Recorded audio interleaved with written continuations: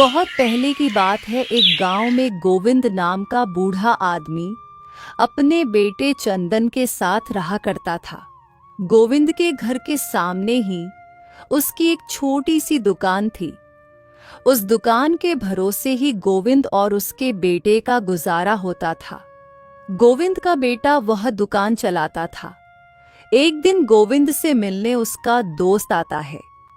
अरे भाई गोविंद, कैसे हो? बड़े सालों बाद तुमसे मिल रहा हूँ। सब कैसा चल रहा है? ठीक ही चल रहा है मोहन। तुम बताओ, तुम कैसे हो? और तुम्हारी तो 3 बेटियां हैं ना, वह कैसी है? अब तो बहुत बड़ी हो गई होगी। हाँ गोविंद, शादी लायक हो गई है। और तुम्हारा भी तो एक बेटा है ना, वह भी तो शादी लायक हो गया होगा। क्या सोचा है? उसकी शादी कब कर रहे हो? हाँ मोहन, शादी लायक तो हो गया है। लेकिन मोहन, तुम तो जानते हो ना, बिना पैसे की शादी नहीं होती। अब शादी के बारे में सोचना है तो उसके लिए धन की भी आवश्यकता होगी। पर मेरे पास फिलहाल इतना धन नहीं है। जब आएगा तब मोहन की शादी के बारे में सोचूंगा। गोविंद, मुझे लगता है हर बात का एक वक्त होता है। अब तुम्हारा बेटा बड़ा हो चुका है। अगर सही समय पर शादी कर दोगे तो अच्छा ही है। वैसे मेरे मन में एक बात थी, मैं वही बात करने यहाँ आया था। समझ नहीं आ रहा कैसे कहूँ। तुम मेरे बचपन के दोस्त हो, मुझसे कैसा शर्माना। बेझिझक कहो, क्या कहना चाहते हो? गोविंद, मैं अपनी बेटी के लिए तुम्हारे पास रिश्ता लेकर आया हूँ। क्या तुम अपने बेटे के लिए मेरी बड़ी बेटी माला को स्वीकार करोगे? यह तो बहुत अच्छी बात है कि तुम हमारी दोस्ती रिश्ते में बदल देना चाहते हो। लेकिन मोहन, सचमुच मेरे पास धन की बहुत कमी है। मैं अभी चंदन की शादी नहीं कर सकता। अरे गोविंद, कैसी बातें करते हो? तुम्हारी हालत मुझे पता है, पर मेरी भी तो हालत तुम्हारी तरह है। मैं कौन सा बहुत बड़ा धनवान हूँ, मेरी भी हालत कुछ ऐसे ही है। लेकिन गोविंद, तू मेरे बारे में भी तो सोचो। मेरी 3 बेटियां हैं और तीनों के तीनों शादी लायक हो गई है। अगर बड़ी बेटी को तुम स्वीकार कर लोगे तो मैं निश्चित हो जाऊंगा। फिर मुझे बड़ी बेटी की कोई चिंता नहीं होगी। फिर मैं अपनी दोनों बेटी के लिए रिश्ता देख सकूंगा। इसलिए मैं चाहता हूं यह रिश्ता पक्का ही कर दे। और तुम चिंता क्यों करते हो? हम अभी शादी नहीं करेंगे, हम 1 साल बाद शादी करेंगे। तब तक तुम्हें भी वक्त मिल जाएगा और मुझे भी। और हाँ, 1 साल के बाद हम बहुत साधारण तरीके से शादी करेंगे, तो शादी में ज्यादा खर्च भी नहीं आएगा। अब बोलो, तुम क्या कहते हो? मैंने तो अपने मन की सारी बातें तुम्हें बता दी, तो तुम्हें ये रिश्ता मंजूर है? हाँ मोहन, तुमने सही कहा। अगर अगर हम 1 साल बाद शादी करते हैं तो सब बहुत अच्छे से हो पाएगा। हमें वक्त भी मिल जाएगा। ठीक है, मैं तैयार हूं। हम ठीक 1 साल बाद दोनों की शादी करवा देंगे। लेकिन गोविंद, तुम एक बार अपने बेटे चंदन से भी पूछ लेते कि वह क्या कहता है। मोहन, मेरा चंदन कभी मेरी बात को नहीं काटता। मैं जैसा कहूंगा वह वैसा ही करेगा। तुम उसकी चिंता मत करो, उसे भी यह रिश्ता जरूर मंजूर होगा। तब तो हम आज से दोस्त ही नहीं समाधि बन चुके हैं। मुबारक हो। दोनों बहुत खुश हो जाते हैं। और फिर जब चंदन दुकान से घर आता है तब गोविंद उसे उसके रिश्ते की बात बताता है। तुम्हें कोई आपत्ति तो नहीं है ना बेटा? मैंने सही तो किया ना? आप कैसी बातें कर रहे हो पिताजी? भला मुझे क्या आपत्ति हो सकती है? और आप मेरे लिए जो करोगे वही मेरे लिए अच्छा होगा। मुझे आप पर पूरा भरोसा है। आप मेरे लिए सब कुछ हो। आप जैसा कहोगे मैं वैसा ही करूंगा। गोविंद यह बातें सुन बहुत खुश हो जाता है। फिर कुछ दिन ऐसे ही बीत जाते हैं। गोविंद के गांव में एक साहूकार होता है, जिसकी नजर गोविंद की दुकान और उसके घर पर होती है। एक दिन वह गोविंद के पास आकर बोलता है, अरे गोविंद, कुछ सोचा है? आप किसके बारे में बात कर रहे हो लालचंद जी? अरे मैंने तुम्हें पिछली बार कहा था ना कि मुझे तुम्हारी दुकान और घर बेच दो, बदले में तुम्हें बहुत अच्छी रकम दूंगा। मैं उसके बारे में बात कर रहा हूँ। क्या तुम मुझे तैयार हो? लालचंद जी, मैंने आपको कितनी बार कहा है, मैं अपना घर और दुकान किसी भी हालत में नहीं बेचूंगा। यह मेरे लिए सब कुछ है, मेरे जीने का सहारा है। मैं यही रहना चाहता हूँ। ये मेरे पिताजी की आखिरी निशानी है। यहाँ मेरी पत्नी की यादें हैं, मेरे चंदन की बचपन की यादें हैं। मैं यह जगह छोड़कर कहीं नहीं जाना चाहता। सोच लो गोविंद, मैं तुम्हें इस जगह की दुगनी रकम दूंगा। फिर तुम उस रकम से अपना दूसरा मकान बना लेना, दूसरी जमीन खरीद लेना। लेकिन यह जमीन मुझे बेच दो, तुम्हारा बहुत फायदा होगा। अरे तुम्हारे भले के लिए ही कह रहा हूं, मान जाओ। नहीं लालचांद जी, दुगनी क्या, चाहे आप इस जगह के लिए मुझे 4 गुनी रकम क्यों ना दो, फिर भी मैं यह जगह किसी भी कीमत पर नहीं बेचूंगा। ठीक है भाई, अगर फिर भी तुम्हारा मन बदल जाए तो मुझे बता देना। ऐसा कहकर लालचंद वहां से चला जाता है। महीने बीत जाते हैं। गोविंद की दुकान पर लोगों का आना कम हो जाता है। पिताजी, अब दुकान पहले जैसे नहीं चलती। पहले तो हमारा जैसे तैसे गुजारा हो जाता था, और जब हमें पैसों की जरूरत है तब दुकान तो पहले से भी कमजोर लगी है। हमारे वक्त तो घर का भी गुजारा नहीं हो। पता तो हम शादी के लिए पैसे कहां से जमा करेंगे। ऐसा कैसे हो गया चंदन? आखिर हमारी दुकान पर लोगों का आना कम क्यों हो गया? पिताजी, हमारे गांव में पहले इतनी दुकान नहीं थी, इसलिए सब लोग हमारे यहाँ आया करते थे। लेकिन अब कई दुकानें खुल चुकी हैं, इसलिए लोग उन दुकानों पर जाने लगे हैं। और उन लोगों के पास पैसे हैं, इसलिए वह नई नई और ऊंचे दर्जे की चीज खरीद कर लाते हैं। हमारे पास तो इतने पैसे हैं नहीं कि हम इतनी ऊंचे दर्जे की चीज खरीद कर ला सके। शायद इसीलिए लोग अब हमारे दुकान पर आना पसंद नहीं करते। हाँ चंदन, तुमने सही कहा। शायद इसी वजह से। लेकिन इन चंदन, अब शादी को ज्यादा वक्त नहीं बचा है। कुछ ना कुछ करना पड़ेगा बेटा। दोनों सोच में पड़ जाते हैं और देखते ही देखते समय बीतता चला जाता है। अब शादी को केवल 2 महीने ही बचे होते हैं। चंदन दुकान पर गया होता है, तभी गोविंद सोचता है, क्या करूं?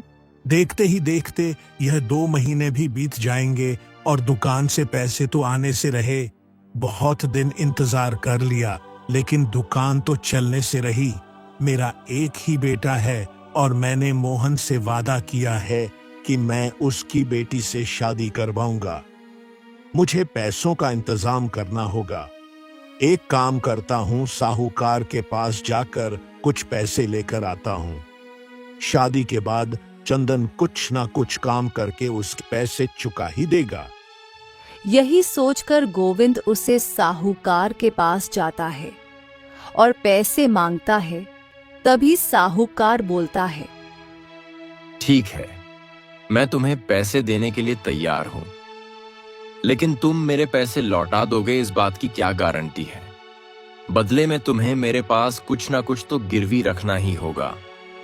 एक काम करो, तुम अपनी दुकान के कागजात मेरे पास गिरवी रख दो, फिर मैं तुम्हें पैसे दे सकता हूं। नहीं नहीं लालचंद जी, मैं अपनी दुकान के कागजात नहीं दे सकता। अरे, मैं कौन सा तुम्हारी दुकान मांग रहा हूं, सिर्फ कागजात ही मांग रहा हूं। और वैसे भी दुकान तो तुम्हारे नाम पर है, तो मैं कौन सा उस पर अपना हक जमा रहा हूं। मैं तो सिर्फ भरोसे के लिए कागजात मांग रहा हूं। जब तक तुम अपना कर्ज नहीं लौटा देते तब तक कागजात मेरे पास रहेंगे। जैसे ही तुम्हारा कर्ज चुकता हो जाएगा, मैं तुम्हें वो कागजात लौटा दूंगा। ठीक है लालचंद जी। ये हुई ना बात। अब बताओ कितने पैसों की जरूरत है? मुझे 3,000 की जरूरत है। ठीक है, मैं अभी तुम्हें लाकर कर देता हूं। रुकिए लालचंद जी, आप एक कम कीजिए। 3,000 में से मुझे 1,000 रुपए ही दीजिए और 2,000 आपके पास ही रखिए, क्योंकि मेरा शादी वाला घर है, चोरी होने का डर रहता है। आपके घर में पैसे सुरक्षित रहेंगे। फिलहाल मुझे 1,000 रुपए दे दीजिए और फिर बाकी के 2,000 में बाद में ले जाऊंगा। अच्छा ठीक है, मैं अपने खाते में लिख लेता हूं कि तुमने मुझसे 3,000 रुपए लिए हैं। फिर गोविंद 1,000 रुपये लेकर घर जाता है और उन पैसों को संभाल कर अलमारी में रख देता है और चंदन के लौटने का इंतजार करता है। थोड़ी ही देर बाद गोविंद के सीने में बहुत तेज दर्द होता है। वह बहुत तड़पता है, किसी को आवाज लगाने की कोशिश करता है, लेकिन उसके मुंह से आवाज नहीं निकलती और वह नीचे गिर जाता है। थोड़ी देर बाद चंदन घर लौटता है। अपने पिताजी को नीचे गिरा हुआ देख चंदन बहुत घबरा जाता है। उन्हें उठाने की कोशिश करता है, लेकिन गोविंद नहीं उठता। चंदन वेद को बुलाकर ले आता है तो वेद जी गोविंद को मृत घोषित करते हैं। नहीं वेद जी, यह नहीं हो सकता। मेरे पिताजी को तो कोई बीमारी भी नहीं थी। यह कैसे हो सकता है? अचानक उनकी मौत कैसे हो सकती है? मैं नहीं मान सकता। आप ठीक से देखिए। वेद जी उसे समझाते हैं और सांत्वना देते हैं। चंदन जोर जोर से रोने लगता है। फिर गोविंद का अंतिम संस्कार किया जाता है। कुछ दिन ऐसे ही बीत जाते हैं। चंदन पूरी तरह से अकेला पड़ चुका है। एक दिन चंदन को अलमारी में 1,000 रुपये दिखते हैं। चंदन सोच में पड़ जाता है। ये पैसे यहाँ कैसे आए? मुझे लगता है जरूर पिताजी ने रखे होंगे। हमारे पास तो पैसे नहीं थे। जरूर से पिताजी ने किसी से कर्ज लिया होगा, लेकिन किससे? एक काम करता हूं, ये पैसे जिससे भी लिए थे मैं उसे लौटा दूंगा, क्योंकि अब मेरी शादी करने का कोई इरादा नहीं। मैं शादी नहीं करूंगा। मेरे पिताजी मेरे लिए सब कुछ थे। मेरी पूरी दुनिया उजड़ चुकी है। मेरे सर पर एक उनका ही तो हाथ था, एक उनका ही सहारा था। वह मुझे छोड़कर जा चुके हैं और ठीक 1 महीने बाद शादी की तारीख है। मेरे पिताजी को गए हुए कुछ दिन हुए हैं और मैं शादी करूं? बिल्कुल भी नहीं। मैं यह शादी नहीं करूंगा। मैं मोहन जी से माफी मांग लूंगा कि मैं यह शादी नहीं कर सकता। चंदन यह सब सोच ही रहा होता है, तभी उसके घर लालचंद आता है और बोलता है, कैसे हो बेटा, ठीक तो हो ना? जी लालचंद जी, ठीक हूं, लेकिन पिताजी की बहुत याद आती है। उनके बिना यह घर बहुत सुना लगता है।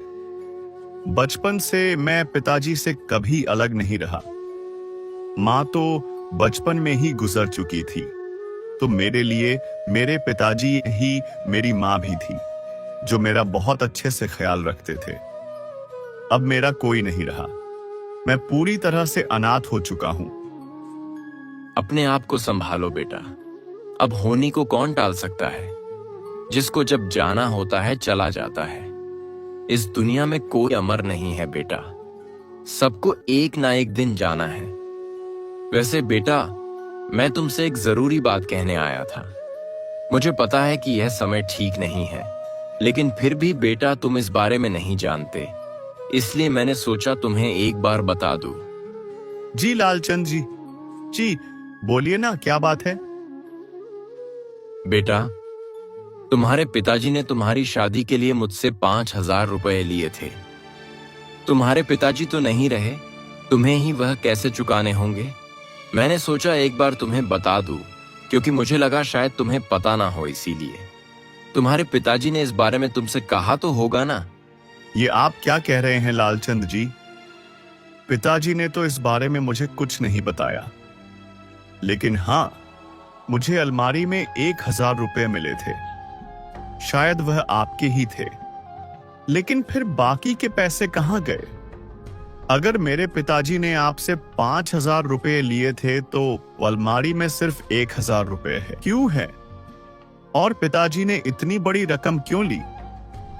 वह तो मैं नहीं जानता बेटा, लेकिन वह मेरे पास आए थे और उन्होंने कहा था कि तुम्हारी शादी के लिए चाहिए।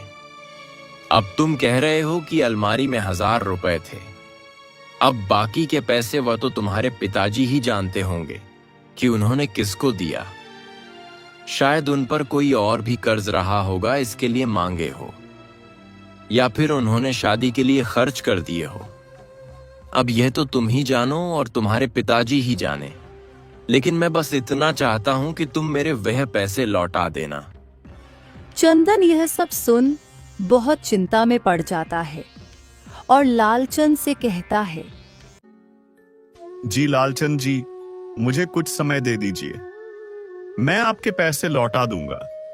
फिलहाल तो मेरे पास है 1,000 रुपए है। आप एक काम कीजिए, ये 1,000 रुपए ले लीजिए, बचे 4,000 मैं आपको काम करके लौटा दूंगा। अरे नहीं नहीं बेटा, ये पैसे तुम अपनी शादी के लिए रखो। तुम्हारी तो अगले महीने में शादी है ना, ये मुझे अभी लौटाने की कोई जरूरत नहीं है। तुम शादी के बाद मुझे मेरे सारे पैसे लौटा देना। नहीं लालचंद जी, मैं अब शादी नहीं करना चाहता, तो मुझे इस 1,000 की भी कोई जरूरत नहीं है। आप यह ले लीजिए। अरे ऐसा मत करो बेटा, तुम्हारा फैसला गलत है। तुम्हें शादी कर लेनी चाहिए। सोचो सोचो उस लड़की का क्या होगा। शादी को बस महीना बचा है। अगर तुम इसे शादी तोड़ोगे तो उसे लड़की की भी बहुत बदनामी होगी। और वैसे भी बेटा, तुम्हारे पिताजी तो नहीं रहे, लेकिन उन्होंने तुम्हारी शादी अपनी मर्जी से तय की थी। उनकी तो यह आखिरी इच्छा थी, तो तुम्हें शादी जरूर करनी चाहिए, नहीं तो उनकी आत्मा को शांति नहीं मिलेगी। और तुम ही सोचो, अगर तुमने यह शादी तोड़ दी तो तुमसे और कौन शादी करेगा? और तुम्हारी उम्र भी तो हो चली है। एक बार उम्र चली गई तो शादी में बहुत मुश्किलें आएगी। तुम्हारे पिताजी की आखिरी इच्छा समझकर यह शादी कर लो। बेटा मेरी बात मान लो। वैसे भी अब तुम बहुत अकेले पड़ चुके, तुम्हें तुम्हारी जीवन साथी का सहारा मिल जाएगा। जी लालचंद जी, शायद आप सही कह रहे हैं। मेरे पिताजी की भी यही इच्छा थी कि उनके दोस्त की बेटी से मेरी शादी हो। मैं उनकी आखिरी इच्छा जरूर पूरी करूंगा, नहीं तो पिताजी मुझसे नाराज हो जाएंगे। आपका बहुत बहुत धन्यवाद। फिर कुछ ही दिनों में चंदन की शादी बड़े ही साधारण तरीके से मंदिर में मोहन की लड़की से हो जाती है। अब मोहन की लड़की माला चंदन के घर पर आ जाती है। माला स्वभाव की बहुत अच्छी होती है और चंदन का बहुत ख्याल रखती है। शादी को कहीं दिन बीत जाते हैं। फिर एक दिन लालचंद फिर घर आता है। अरे चंदन, तुमने अभी तक मेरे पैसे नहीं लौटाए। मेरे पैसे कब लौट रहे हो? मुझे और कितना इंतजार करना पड़ेगा? जी लालचंद जी, मैं समझ रहा हूं, मुझे कुछ वक्त दीजिए, मैं जल्दी आपके पैसे लौटा दूंगा। मुझे नहीं लगता तुम जल्द ही मेरे पैसे लौटा पाओगे, क्योंकि तुम्हारी दुकान तो चलने से रही। गांव में और भी दुकानें हो चुकी हैं, तो तुम किसके आधार पर मेरे पैसे लौटाओगे? इतनी बड़ी रकम तुम कहां से दोगे? उससे अच्छा एक काम करो, मेरे पास तुम्हारे लिए एक बहुत अच्छा प्रस्ताव है। तुम अपनी दुकान और यह घर मुझे बेच दो, मैं तुम्हें इसके बहुत अच्छे रकम दूंगा। नहीं लालचंद जी, मैं यह घर और दुकान किसी भी कीमत पर नहीं बेचूंगा। यह मेरे पिताजी की आखिरी निशानी है। मेरे पिताजी ने आपसे कितनी बार कहा है कि वह यह दुकान और घर नहीं बेचेंगे, फिर भी आप हमारी दुकान और घर के पीछे क्यों पड़े हो? मैं जानता हूं मेरे पिताजी ने आपसे पैसे लिए हैं, वह उनकी मजबूरी थी, इसलिए उन्होंने आपसे पैसे लिए। इस बात का यह मतलब नहीं कि मैं उसके बदले आपके घर और मेरी दुकान दे दूं। मैंने आपसे कहा ना, मुझे कुछ वक्त दीजिए, मैं आपके सारे पैसे लौटा दूंगा। ठीक है, मैं तो तुम्हारे भले के लिए कह रहा था, क्योंकि मुझे अच्छे से पता है कि इतनी बड़ी रकम जुटा पाना तुम्हारे बस की बात नहीं। फिर भी तुम लौटा सकते हो तो तुम्हारे पास 1 महीने का समय है। अगर मुझे 1 महीने बाद मेरी पहली किस्त नहीं मिली तो याद रखना, तुम्हारे दुकान के कागजात मेरे पास है। इसकी नौबत नहीं आएगी, मुझे अपने आप पर पूरा भरोसा है। मैं बहुत मेहनत करूंगा और कुछ ना कुछ करके आपके पैसे लौटा ही दूंगा। लालचंद वहां से चला जाता है। सुनिए जी, हमारी दुकान तो इतने अच्छे से नहीं चल पाती, बस घर ही चल पाता है यार। वो तो मैं जैसे तैसे करके घर चलाती हूँ। यहाँ 1 रुपये तक नहीं बचता तो हजारों रुपए कहाँ से आएंगे और कैसे उनके पैसे चुकाएंगे? तुम चिंता मत करो, मुझे पता है दुकान के भरोसे मैं पैसे नहीं कमा पाऊंगा। मैं कल ही काम देखने निकल पड़ता हूँ और मजदूरी करके पैसे इकट्ठा करता हूँ, और जैसे ही पैसे इकट्ठा हो जाएंगे मैं किस्तों में उसे लालचंद के पैसे लौटा दूंगा।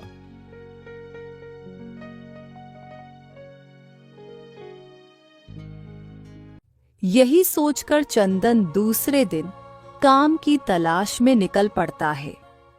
वह बहुत जगह तलाश करता है, लेकिन काम नहीं बन पाता। वह एक जगह निराश होके बैठ जाता है। तभी उसके पास एक सेठ आकर बोलता है, अरे सुनो, मुझे एक आदमी की जरूरत है, क्या तुम मेरे यहाँ काम करोगे? ये शब्द सुन चंदन बहुत खुश हो जाता है और झट से बोल पड़ता है, हाँ सेठ जी, जरूर करूंगा। आप तो मेरे लिए साक्षात भगवान बनकर आए हो। मैं काम की ही तलाश कर रहा था, लेकिन मुझे कहीं काम ही नहीं मिल रहा था। बताइए ना सेठ जी, क्या काम है? मैं जरूर करूंगा। गोदाम में से बोरियां निकालनी है, चलो मेरे साथ, मैं तुम्हें काम हूं समझाता हूं। चंदन उनके साथ उनके गोदाम में जाता है और दिन भर बोरियां उठाता है। चंदन को यह काम करने की आदत नहीं होती, वह पूरी तरह से थक जाता है। फिर भी वह काम करता रहता है और फिर काम हो जाने के बाद उस ससीह सेठ से अपनी मजदूरी के पैसे मांगता है। तो सेठ बोलता है, हाँ रुको, दे रहा हूं। मैं क्या कहीं भागा जा रहा हूं जो तुम्हें इतनी जल्दी हो रही है? मेरा बटवा कहाँ गया? अभी तो यही था, जरा हटो, मुझे मेरा बटवा देखने दो। उस सेठ को अपना बटवा कहीं दिखाई नहीं देता। वह जोर से चिल्लाता है, ए लड़के, मेरा बटवा कहाँ है? सेठ जी, मुझे क्या पता आपका बटवा कहाँ है। मैं तो अभी आपके पास आया हूं, वह तो आपको पता होगा। झूठ मत बोल, मेरा बटवा तूने ही चुराया है। तेरे आने से पहले यहां बटवा था, अब मेरा बटवा कैसे गायब हो सकता है? इसका मतलब तूने ही मेरा बटवा चुराया है।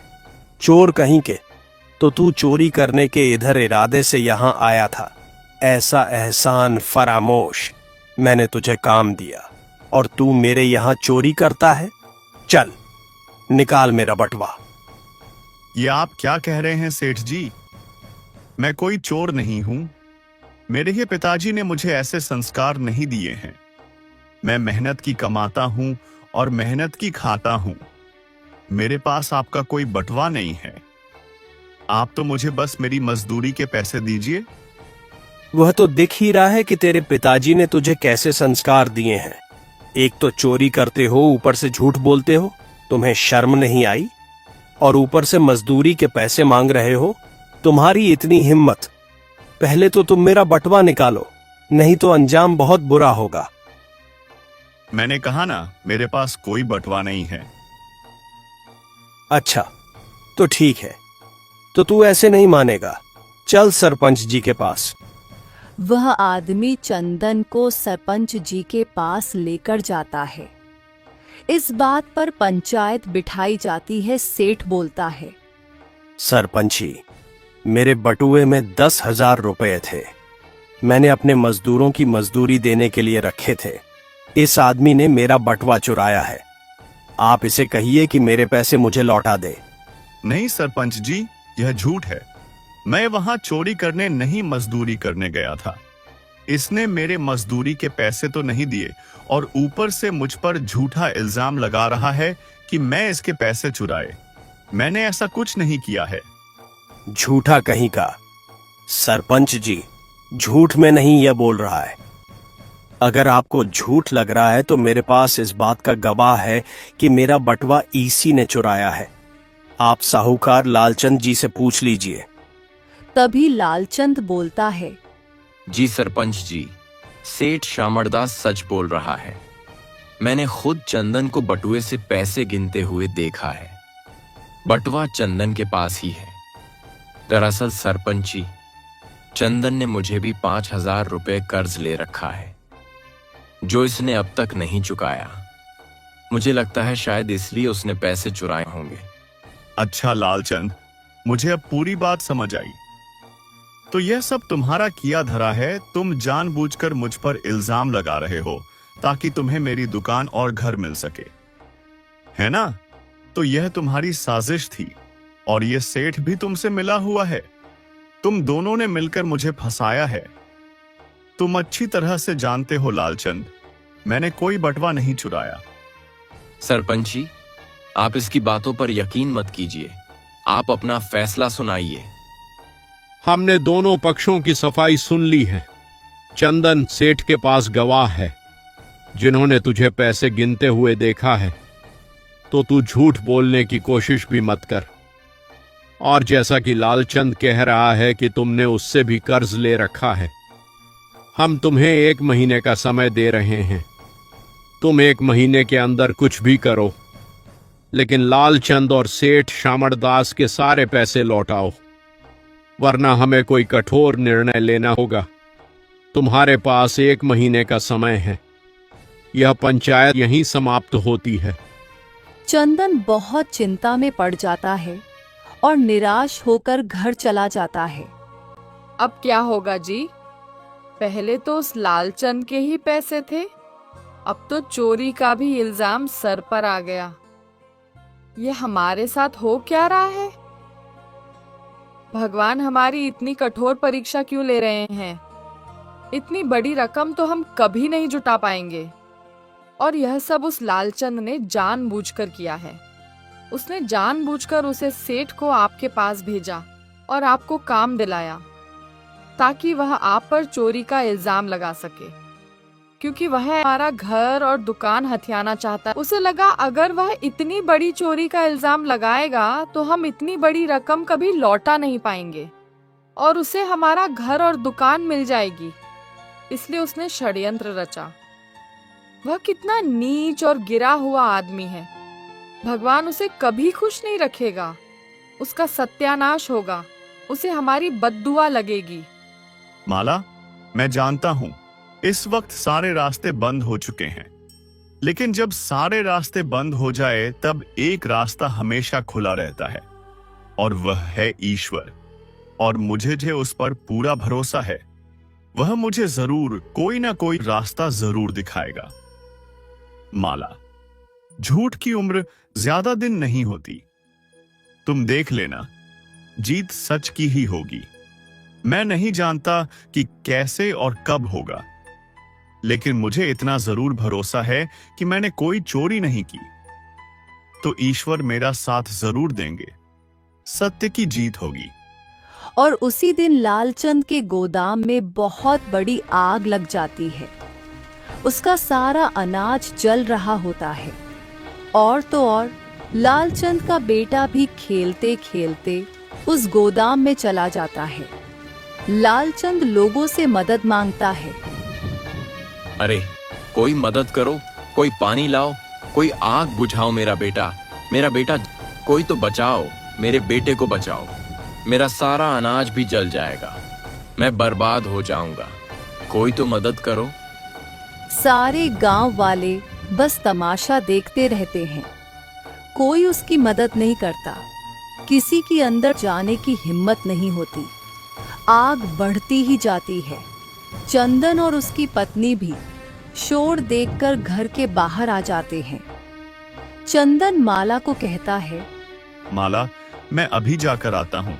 आप क्या कह रहे हैं? कोई जरूरत नहीं है वहाँ जाने की। आप ऐसे से नीच आदमी की मदद करना चाहते हो जिसने हमारे साथ इतना बुरा किया। आप कहीं नहीं जाएंगे। ईश्वर ने उन्हें सजा दी है और वह भी उनके ही कर्मों की सजा है। उन्हें भी भुगतने दीजिए। नहीं माला, यह वक्त ऐसी बातें सोचने का नहीं है। भले ही उसने मेरे साथ कितना भी बुरा किया हो, लेकिन इंसानियत के नाते मुझे उसकी मदद करनी होगी। उसे अपने कर्मों की सजा मिलेगी। वह ईश्वर देगा। लेकिन इंसानियत के नाते में उसके बच्चे को यूं जलता हुआ नहीं देख सकता। अगर मुझ में भी इंसानियत ना रही तो उनमें और मुझ में फर्क क्या रह जाएगा। मुझे जाना होगा। और चंदन दौड़ पड़ता है और एक चादर लपेटकर भागते हुए आग के अंदर जाता है और लालचंद के बेटे को बाहर निकाल लाता है। सारे लोग यह देख दंग रह जाते हैं। लालचंद को अपनी आंखों पर यकीन नहीं होता।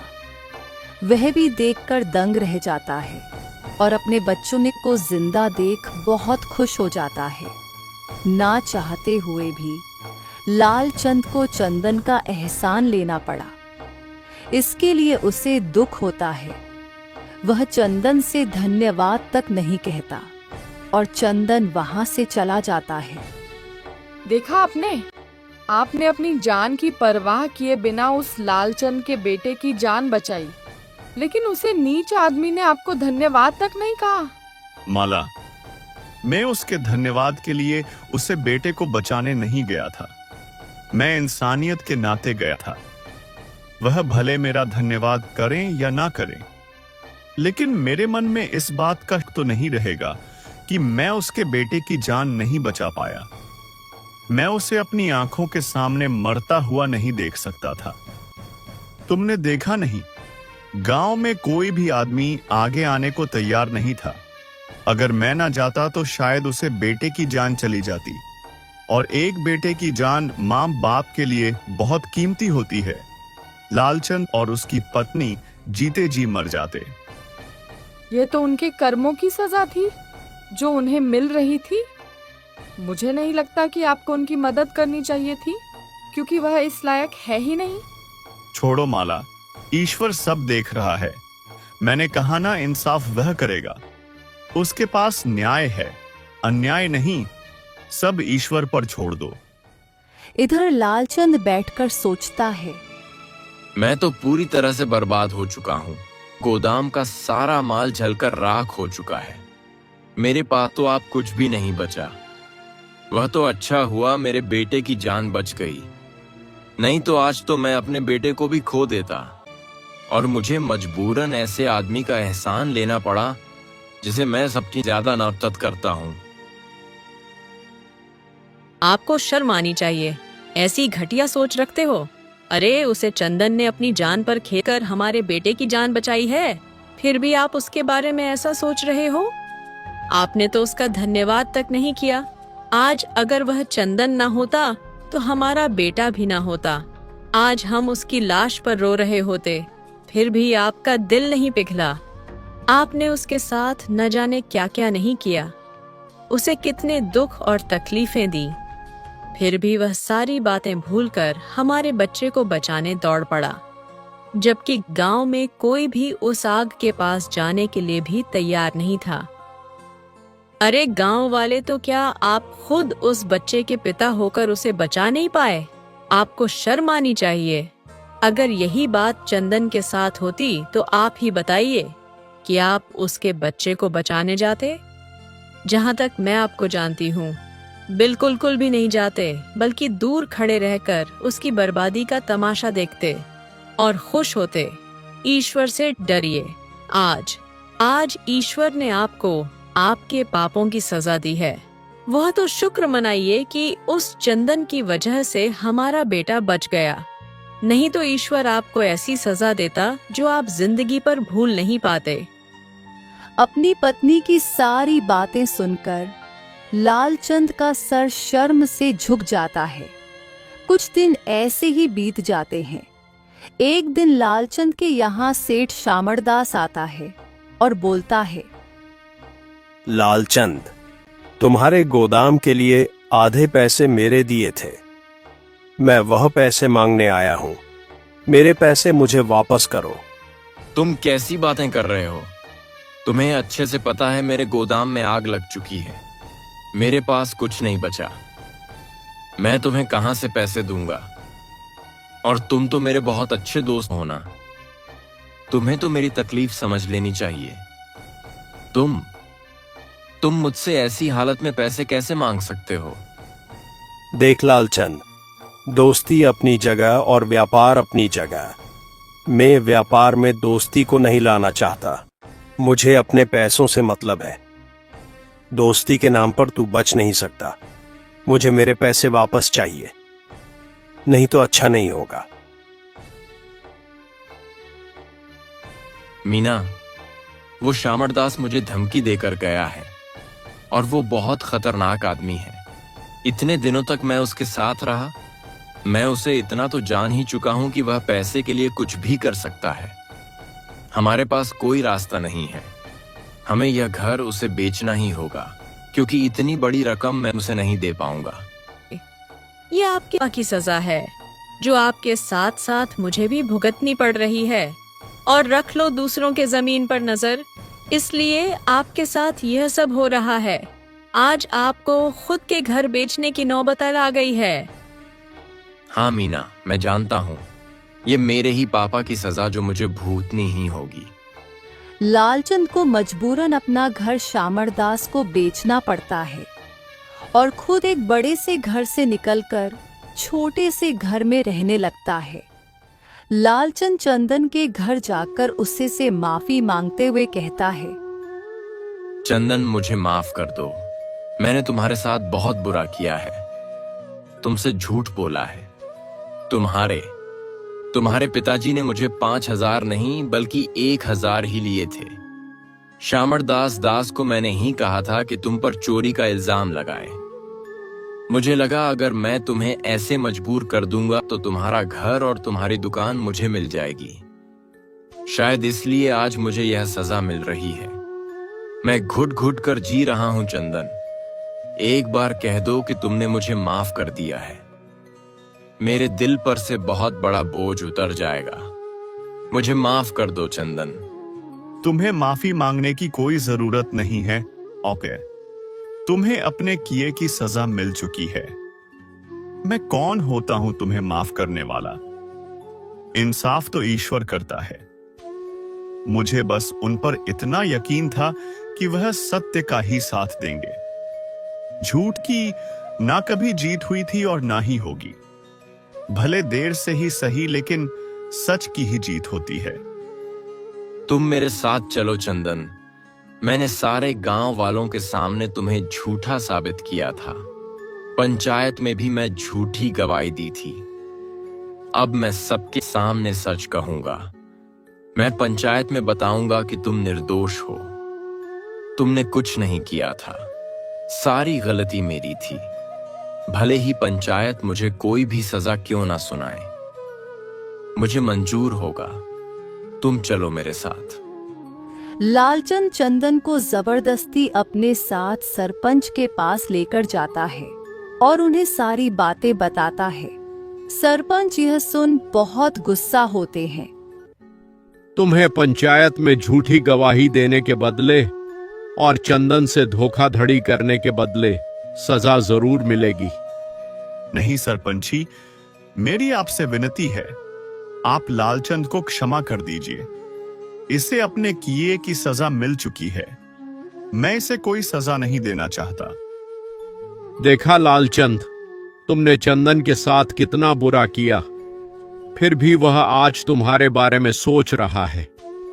आज सिर्फ चंदन की वजह से तुम सजा से बच रहे हो, वरना हम तुम्हें ऐसी सजा सुनाते जिसके बारे में तुम सोच भी नहीं सकते थे।